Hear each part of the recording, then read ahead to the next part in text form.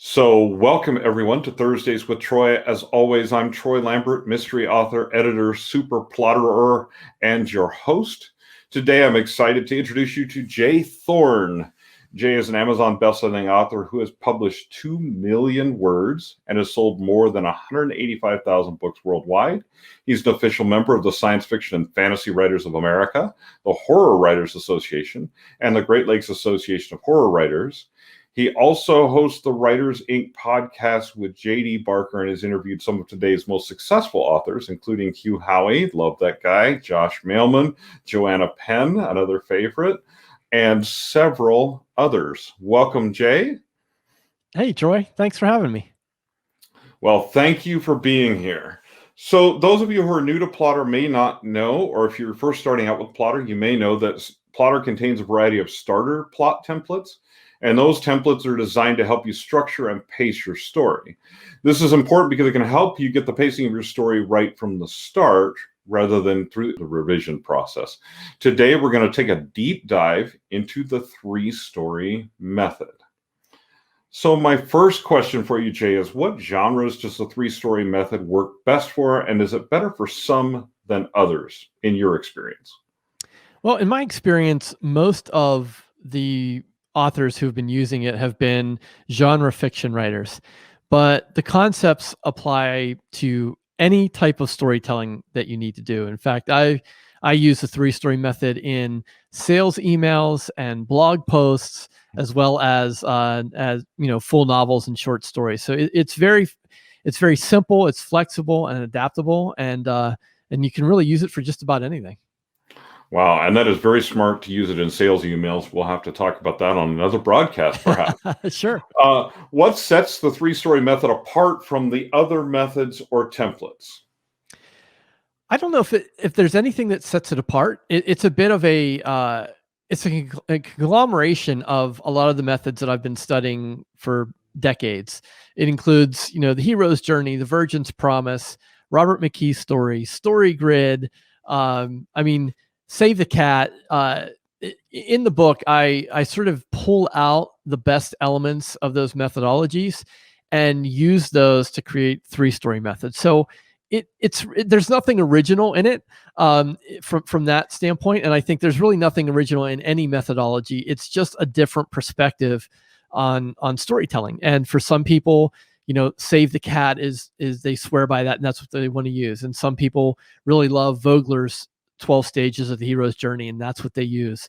So I always tell people, I pulled from all the books, dozens of craft books that I read to kind of create a system that works for me. Maybe you'll pull something from my methodology and that will work for you. What I've been told from people who use it and love it is they love the simplicity of it. It boils the story elements down to three C's, which we're going to spend most of our time talking about.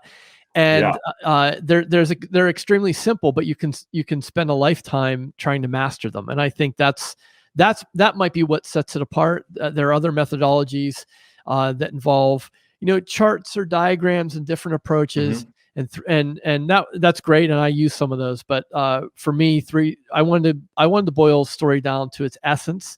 I'm really a minimalist. I'm an underwriter when it comes to writing. I want to get the most impact with as few words as possible. So it really suited my style.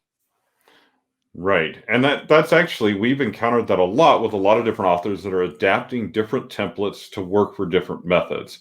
So this is obviously very similar to the 3-act method, things like that. But let's just dive right into it so that we have plenty of time to really dive deep into the template itself. So let's talk about the elephant in the room right away. Let's talk about the 3 C's.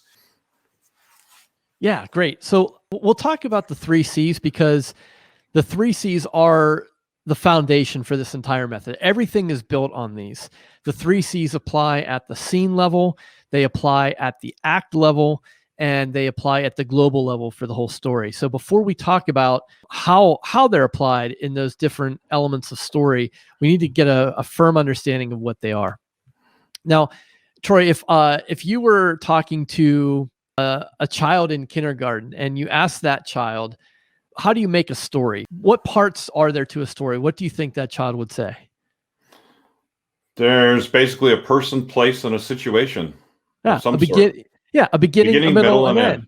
Right? Yeah. That's it. That's what a story is. And I think we, as writers, we tend to overcomplicate things. We want to make things harder than they have to be. But when you boil story down to its essence, it is beginning, middle, and end. And if you don't have one of those three elements, you don't have a story. You might have, an interesting event. You might have an observation, but you don't have a story. So I sort of took that concept and I thought, okay, let me refine this a little bit so that for novelists and for storytellers in particular, they'll be able to think through this in a different way. So the beginning of the story is what we call the conflict, and that's the first C.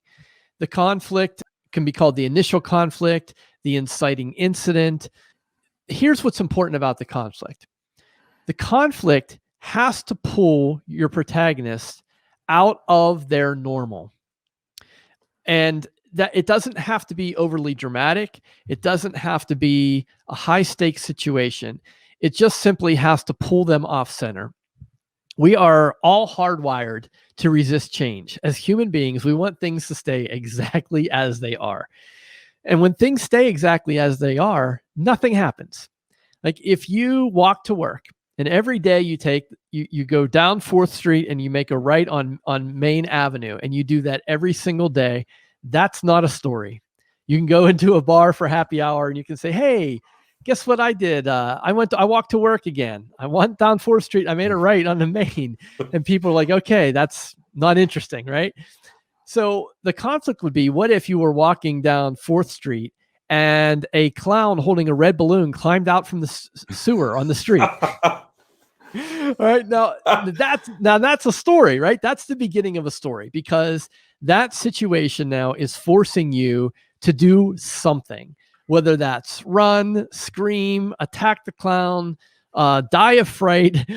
Something has happened to disrupt your day.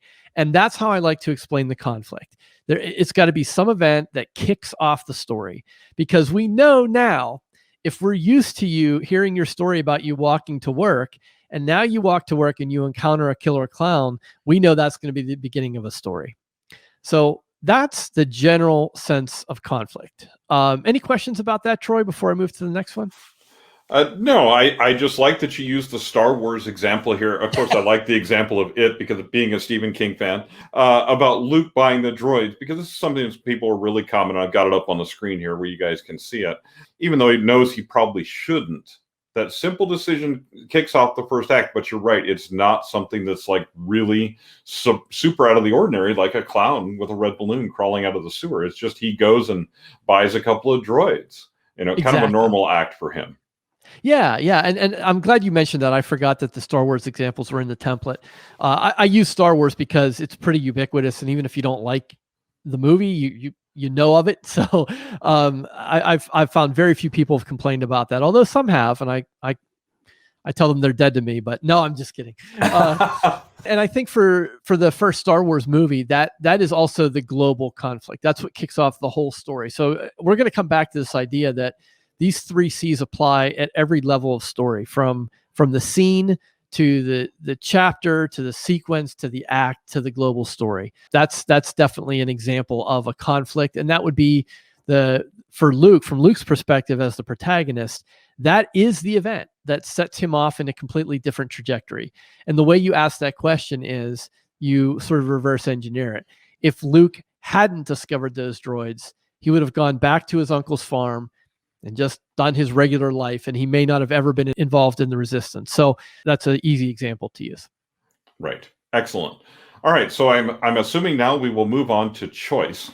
So I will put that up on the screen and then let you chat about that. And these descriptions are in every block of the template.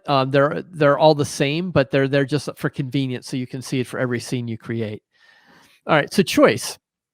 So having that initial conflict isn't a story. Like, it's a start to a story, right? And if you were in a bar and you said, oh my gosh, you're never going to believe this. I was walking to work the other day and this clown climbed out of the sewer and came at me. And then you walked out of the bar, people will be like, wait a minute. Like, I want to know what happened, right? So that's why a conflict alone is not enough to have a story. That's the beginning. The choice represents the middle of the story. And this is, as it says, it's a choice. It's a decision. And this is, when I work with writing clients, this is the C that gives people the most problem, because what they will do is they will gravitate towards the first choice that they think of, or the one that they know the best. And for the reader, that's just not interesting. A reader wants to be surprised. They want something unexpected.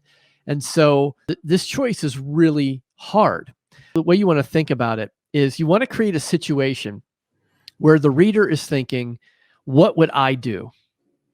And they want to know what the character is going to do, because they want to match it up to what they're thinking they would do in that situation. And this is why it's really important that your choice be extremely difficult for your character. Again, it doesn't mean high stakes or life and death. It just means the options have to be equally great or equally horrible. The reader has to be thinking, what is this character going to do? We're going to force them to turn the page to find out. So let me give you another example. If you're in a graveyard with a woman, and you're both running, and you come to a big house and it's haunted, and the question is, do you run past the haunted house or do you hide inside it? That's not a difficult decision, right? Like, no one's going to run into a haunted house and hide there, although that's what they do in the movies, which is why we scream at the screen, don't do that, right? So that's the decision is too easy. And the reader will lose interest because they're like, well, of course, who would run into the haunted house? That doesn't make any sense. So what you have to do is you have to build these decisions that are, as I said, equally good or equally bad. And this is great for StoryGrid. StoryGrid, Sean Coyne developed this idea of best bad choice or irreconcilable goods. These are the two different decision types you can craft, you can use as a writer. They're tools in your toolbox. So best bad choice is, you're damned if you do, you're damned if you don't.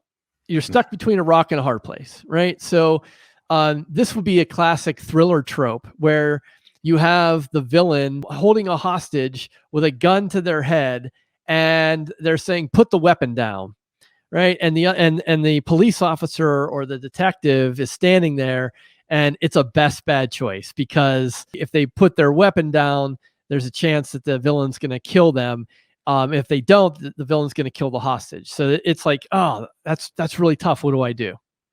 Yeah, John McClane, Die Hard situation. Yeah, type full of thing. of those. Yes. Exactly. And whenever you use that horror example, I think of the Geico commercial. Yes. The people, let's get in the running car. No, let's Right. hide behind the running chainsaws. So Exactly. yes, those choices, and they can be humorous, or like in a romance, it can be a choice between one person and another, and it doesn't have to be something that's as world changing as perhaps the Star Wars choices or the other examples that we've given. So that being said, let's move on to consequence and talk about that. Yes. So the consequence is simply the result of the consequence of the decision. What happened? If we go back to our clown example, if you're in the bar and you're explaining that you encountered a clown, and the people are like, "What do you do?" And you say, "Well, I thought I could run, or I could call for help." Like, those were my two those are terrible options, but let's just say those are the options. So again, that's not a story yet, right? It's not a story, because the person at the bar is like going to be like, well, what did you do and what happened? And so if you said, well, I ran, and when I came back later, it was gone, that's a super creepy story. And the consequence is, all right, well, now I saw this clown and I ran and it's gone. And what if it's going to come back? So the consequence is the threat is still out there. So it's very simple in that the consequence just must follow whatever the decision was. So when you put these three elements together, you have your initial conflict, which knocks your protagonist out of their routine or out of their normal.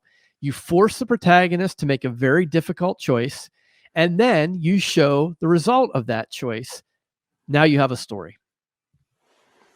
Right. Perfect. And I like so this concludes our first act then, and obviously that consequence then leads to another conflict, which starts our act 2.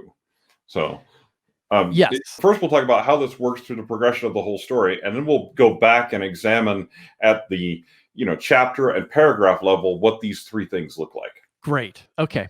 So if you take those three concepts, and I'm a firm believer. Again, I'm sort of a minimalist. I like to keep things efficient. So there's nothing wrong with a 4-act structure or a 5-act structure or a 17-act structure, or whatever crazy methodologies are out there. But I like to think of, again, a 3-act structure. So if you're looking at the Plottr template, you're going to see that there is a choice, a conflict, a choice, and a consequence for each of the 3 acts. If you add those up, that's 9 scenes. And then if you take your sort of basic story math, and this has been sort of scientifically studied, so it's pretty valid. But in a traditional 3-act structure, your first act it takes up about 25% of the story. Your second act takes about 50% of the story, and then the third act takes out the other 25% of the story. So in order to build out that act 2 to get it to the right proportion, we add in a series of obstacles. And this, again, borrows heavily from the hero's journey or the Virgin's promise, where you are putting progressively complicating obstacles in front of your protagonist within the second act to build towards their choice which will then launch them into the third act. So essentially, when you take your 3 C's across 3 acts, that's 9, and you add in 3 obstacles, now you have your 12 scene spine, for lack of a better word. And these 12 scenes would line up very well with the hero's journey or the Virgin's promise. These are 12 stages of a long form story that would be, a 3-act story. So essentially, you're going conflict, choice, consequence for act 1. You do the conflict for act 2. You build 3 obstacles up to a really big choice in act 2, its consequence, and then again, your conflict, choice, consequence for act 3. Now, this is Plottr. I'm guessing most of the people who are watching this are plotters versus pantsers. But what I like to stress, especially to people who like to discovery write, is that, if you're writing, say, some generic genre novel, let's say you have 60 or 70 or 80 chapters in that. What this allows you to do is this gives you 12 mile markers on your journey. And it says, these are the 12 scenes you must hit. But you know what? The other 58, you can explore, you can pants, you can go off on tangents, but these are the 12 that keep you on track. So if you are driving from New York to California, these are your 12 stops. That way that you're going to get to California, even though between those stops, you can kind of go off in different directions. Right. So you can have a rather loose outline, which is a lot of what, we've talked about other things as well, is you can have a rather loose outline just using a framework. An epic fantasy, your obstacle may take you 8 chapters to figure that out, but it's still a section that you have to hit. You have to have that obstacle in that. And most of these are try-fails, I'm assuming. Yes. That's as far as, when we use the Star Wars examples, we come to try-fails. Now, when we come to the final act and the final consequence, this is where we get our climax, essentially. Yes. Tell me about, just briefly, before we move on to the other section, I'm going to open one of these cards out and tell me about these questions that you have for each scene and how you develop those. These questions came out of literally hundreds of hours of client work. I certified it in StoryGrid in 2017. So we're coming up on 4 years, and I've worked with hundreds of clients, and most of the client work that I was doing, not so much anymore, but what I was doing in the very beginning part was I was doing live scene analysis with somebody. So an author would write a chapter or a scene, and they would bring it to me, and then we would go through it together. And what I found as I started doing these analysis, at first I didn't really have a plan. I was asking questions. I was looking for the 3 C's, even though I wasn't calling them the 3 C's at that point, but I kind of knew that the chapter needed a beginning, a middle, and an end. And just through repetition and through a lot of client work, these questions started to emerge. I found myself asking these more. I found clients asking me these questions, and I started just keeping notes. And eventually, when I started working on 3-story method and was doing the research for it, I was like, wow, these probably should be in here because these keep coming up over and over again. So it's not a complete list. It doesn't mean you have to answer every single one of these for each scene. In fact, some of these questions you probably won't ask every scene, such as, what are you trying to say about life? That gets to theme. That's not necessarily something that's going to come up in every scene. But again, like a recipe, you take what works for you. And so these questions are really focused around character wants and needs. We're talking internal pursuits versus external desires. You're looking for, disruptions. These help you refine your choice, your best bad choice versus your irreconcilable good, etc. So these are guides for you. They are in the template so that every time you create a scene, you can have these questions in front of you. You can answer right underneath them. And then when you're doing revisions, I find it very helpful to give a summary of the scene. So instead of sitting down and rereading the whole chapter or the whole scene, I can scan this note card. I can see what I answered on these questions or what my client did. And that gives me a nice summary of what I'm about to read or what I'm about to analyze. Excellent. And those are excellent thoughts, excellent questions. And, to keep everybody kind of on the same page, if you use this type of template, you can create a template of your actual scene card and just repeat this over and over and over again. And that's the beauty of these templates, really, is that they're just reusable. So now let's go back to the beginning, Jay, and let's talk about conflict, choice, and consequence. And I'll leave these up here on the screen so we can look at them, about when it comes to at a chapter level, at a paragraph level, and what that looks like. Well, yeah, Troy, and I think too, this is again where I've found the 3-story method to be really valuable, and people who use it, this is the reason they swear by it.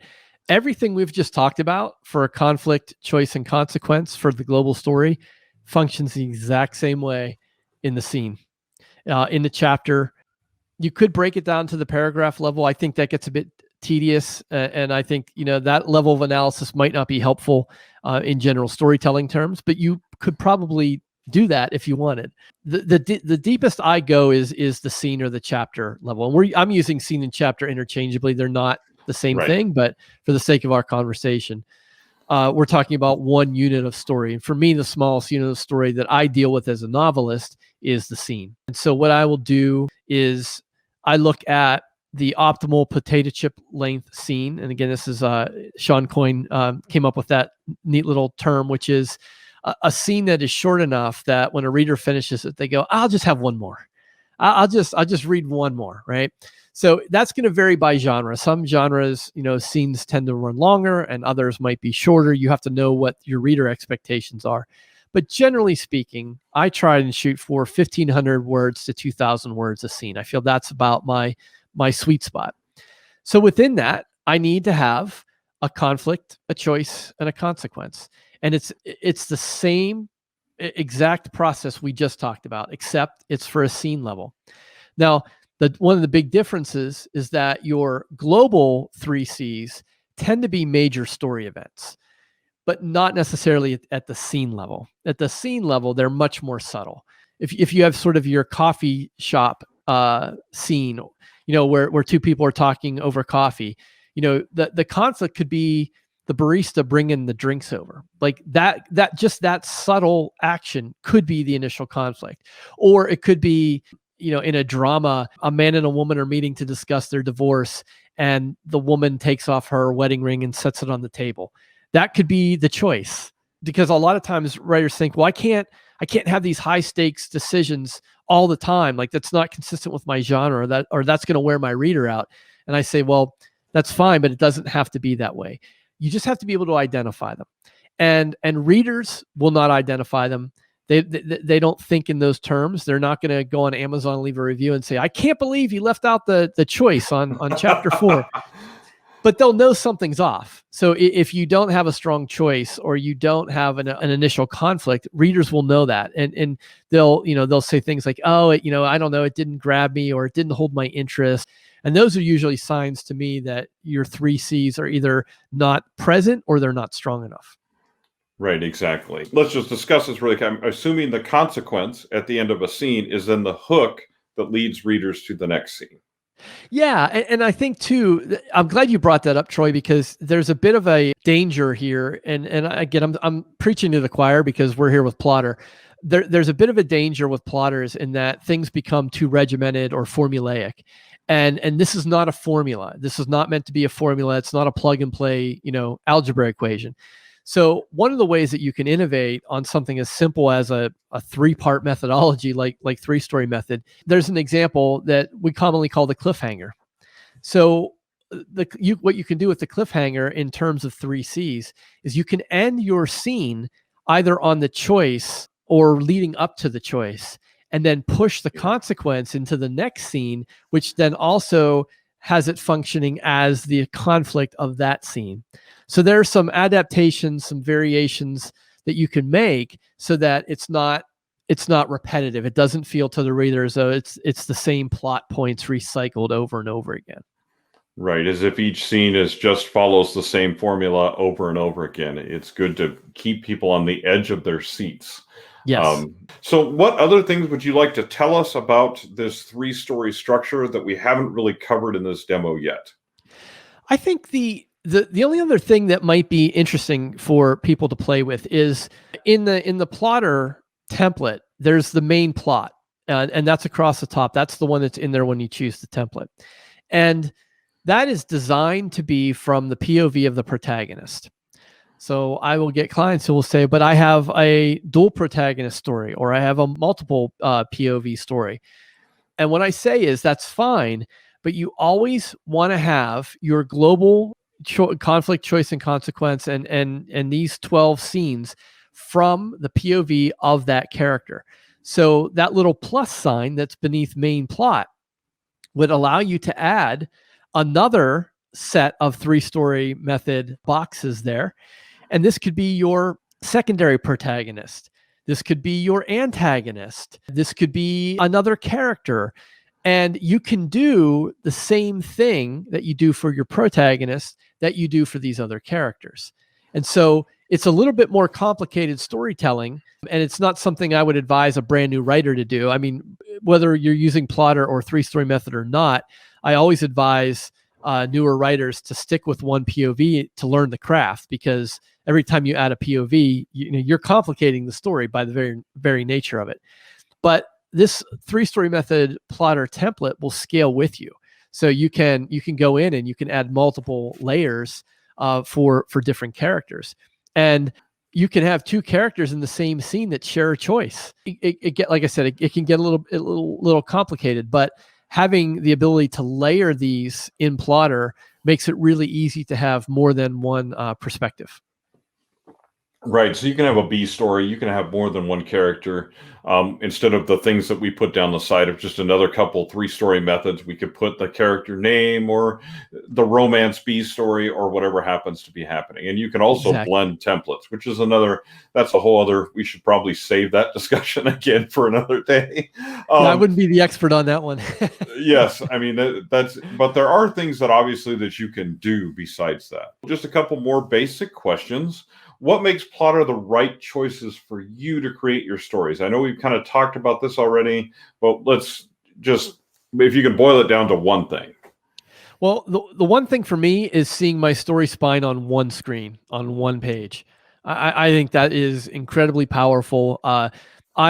I'm not the type of writer who can hold the whole story in my head. I need to see it. I need to refer to it a lot. So even when I go into Scrivener to do the drafting, I keep a Plottr window open so I can always glance over and see, okay, what scene am I in? What scenes are coming up? I'm anticipating them, and just having it there like a map is probably the single most important thing for me in Plottr. There are other solutions you can hack together that aren't quite as elegant and don't work as well. Like you could use a Google Doc, I guess, to do the same thing, but you just don't have the flexibility and the adaptability that you have with Plottr.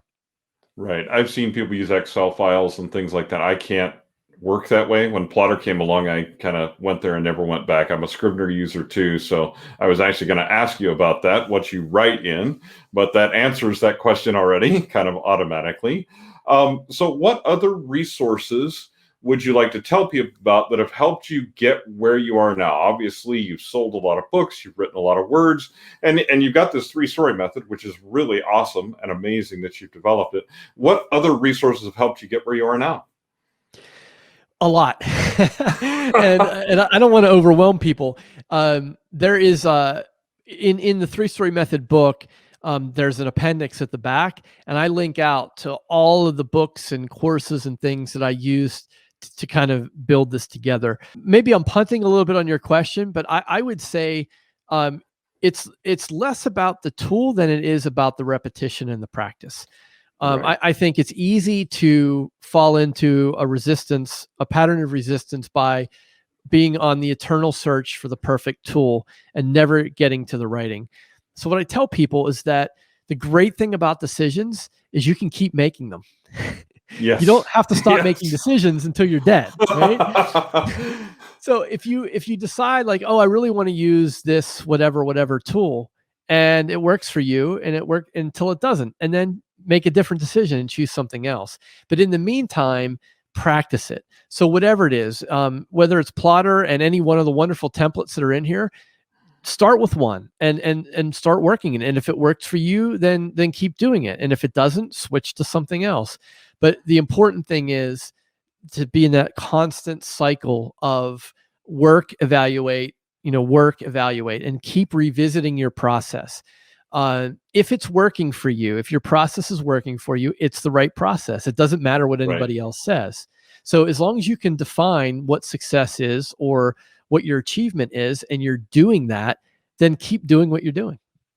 There you go. It's kind of a conflict and then a choice and then a consequence. I see what you did there, Troy. Kind of bring it back to those 3 things. Well, okay. Where can people find you and learn more about you? Obviously, they can find the book, I'm assuming, on Amazon and on your website. If you just give people those really quick, then they can go and search you out. Yeah. So where can people find you? Yeah, 3-story methods everywhere. It's in all formats, including hardback and audio. So that wherever you buy books, it will be there. If you want to get if you want to link out to that, I'm at theauthorlife.com. That's theauthorlife.com. And you can get to all of my books, all my resources, all my podcasts, everything is there. And on the homepage, I have a free guide to self-publishing. If anyone is interested, it sort of goes through the basics of what you need to do to self-publish, everything from, getting your story together to formatting and beyond. Yes, and actually I saw that. It's a fantastic guide. You guys should all go to the website and go and download that guide. It's invaluable. Even if you're experienced, it's good to develop a checklist. Well, if you've watched this Thursdays with Troy before, you know that every time we have a question of the day, because we're trying with authors to solve the world's deepest problems. So I always come up with at least one question to ask our guest that only they can truly solve. So I noticed that you used a lot of Star Wars examples in your template. So I'm assuming that you're a Star Wars fan. Yes, I'll put an asterisk to it, but you can ask your question first. Let me ask my question first, because that may be your asterisk. Okay. So here's the choice as a Star Wars fan and relating to new Star Wars iterations, Johnson or Abrams? See, that's the asterisk, because I would say neither. You know where I'm going, right? Yes. Go there. It's fine. Yeah, I was 6 years old when A New Hope came out, and I have vivid memories of my mom taking me, my brother, and my friend to the movie theater to see it, and it blew my mind. And I loved The Empire Strikes Back and Return of the Jedi. And then I think it was a function of age and interest. When the next trilogy movies came along, they weren't quite the same. And I really haven't watched much of the newer ones. I know that's heresy for true Star Wars fans, but that's the truth. No, it's not heresy, because the only reason you watch the new ones is so you can argue about whether they should have been made at all ever. Okay, Anyway, I like that. at least I have a personal opinion on episodes 4 and things like that. Anyway, so, or episode 1 and 2 that were actually 4 and 5 or something like that. That could have been one episode, kind of like this email could have been a Zoom call. So below we'll link out to Jay's website. Do go there, download the free guide to self-publishing, and do check out the three-story method. I actually love it because it parallels some of the templates that I use, and so it perfectly overlays that 12-point structure and makes it extremely easy to adapt for all kinds of stories, from short stories to long stories. So definitely go check it out. Check out the book, and remember the 3 C's. Thanks everyone for joining us, and we will see you next Thursday on Thursdays with Troy. Have a good one.